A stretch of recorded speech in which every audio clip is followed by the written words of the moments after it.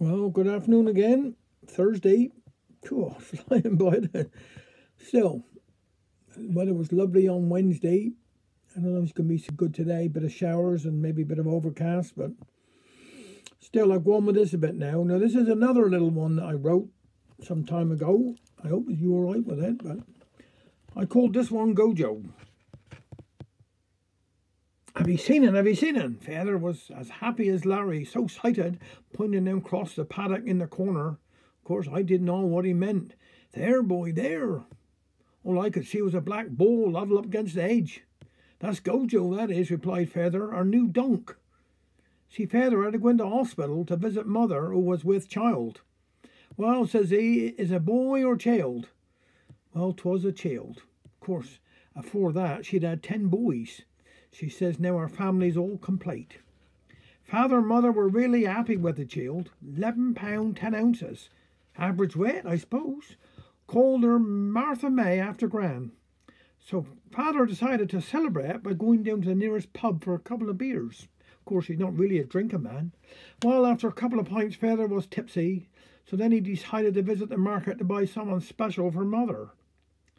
Well, when he woke next morning, looked out of the window and saw this bundle in the paddock, he was flummoxed, because he couldn't exactly remember buying the donk. Of course, we already had a donk called Suzy, getting long in the tooth now, nearly as old as father. Suzy was a little Mizzy Mays now and scrawnier than a new donk because of her age, and also suffering from screwmatics. I says I to father, why the name Gojo? Father replied, 'cause that's the first thing he did see on going in the hospital to visit mother, on them there dispensers, you know, the stuff that you'd put on your hands to stop germs spreading like the norovirus, so I was told. Mother brought home the little child, Martha May. She weighed 13 pounds after 4 weeks. So I says I to father, this Sunday we better go and get them blackberries up to Trannick Moor. 'Cause Tuesday is 1st of October, and after that them devils spit on them blackberries. Sunday morning early, Feather, myself and Silas, younger brother, had to go and catch Gojo. Of course, after an hour we managed to harness up the dunk. I tell ye, dunk certainly warmed us up. So I says I to Silas, the dunk is left-handed. Silas went round the back of him, to check the harness, and then whoosh, Silas was thrawed over the shay, screeching like a witness he was. A good left it from Gojo. I did tell him. He skirted off in teasy as adder, so it was down to father and me to get the dunk in the shay, and then off we went to Trannick Moor. Of course, before we got there, we had to cross the main road. Well, Gojo wasn't happy on them roads. When we come to the crossroads, a vehicle come by and tooted, so the dunk took off. Father tried pulling on the reins hard to slow the dunk down, but he seemed to go faster. Looking like someone in the Ben Hur film we was, racing down to the bottoms. I kept hollering, whoa, Gojo. Didn't seem to make no difference. Father turned to me and told me to stop bleating, whoa, Gojo. Clinging on for my dear life, after 3 miles, Gojo started to tire out. And Father got him to slow down. Of course, time we got to stop, we were 2 miles past Trannick Moor. Then it started ending down. I says I to Feather, best we be going home and try again Mara with Suzy. All of a sudden, there was this girt banging. It was Silas jumping into bed and woke me up. I had to tell him about my dream I just had. 'Course we all had to be up early to pick blackberries, Mara, for Sunday tea.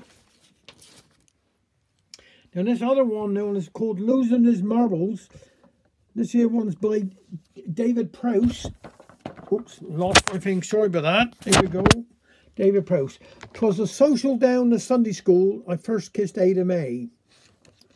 Sorry. Jan's mood of reminiscence was the order of the day. We was playing Postman's Knock, he said, a game I'd never liked. I was happier with marbles, boy, or riding on my bike.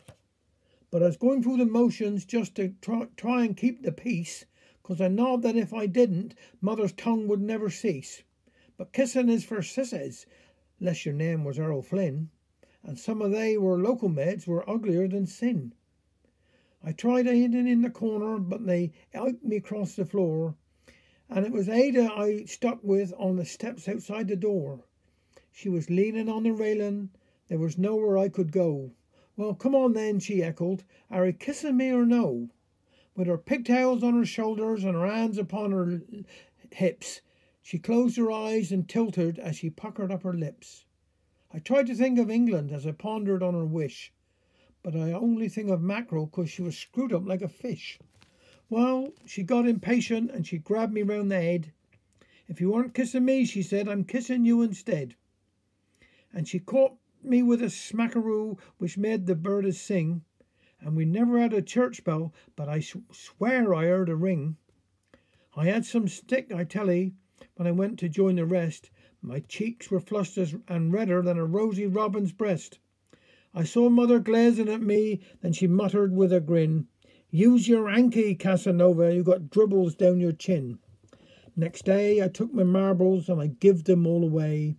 Then I went round to Ada's and I asked her out to play. We've been together ever since, best thing I'd ever done. We ain't never had much money, but we've had some bloomin' fun. We can always share a chuckle just by turning back the clock, and the anniversary social and a game of postman's knock. And if I ever wanted to tease her, I had to offer up my prayers. Oh, I wish I'd kept my marbles made and left you on the stairs. Thank you very much.